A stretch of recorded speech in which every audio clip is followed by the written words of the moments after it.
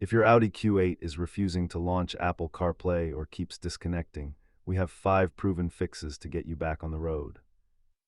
Over 60% of CarPlay issues in luxury SUVs are caused by non-certified cables rather than the vehicle's software itself. Before you head to the dealership, let's run through the diagnostic checklist to isolate the problem.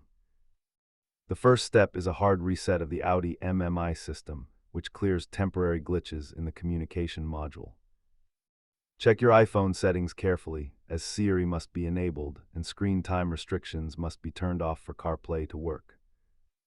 If you are using wireless CarPlay, try deleting the pairing on both the car and the phone to create a fresh handshake.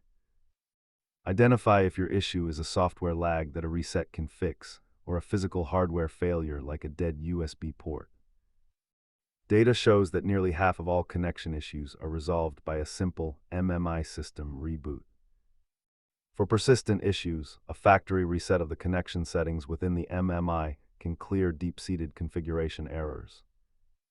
Always ensure your iPhone's VPN is disabled, as it frequently interferes with the wireless CarPlay handshaking process. Remember that most modern tech issues are just software glitches that a simple restart will solve. If these steps didn't work, it might be time for a firmware update at the dealer. Thanks for watching.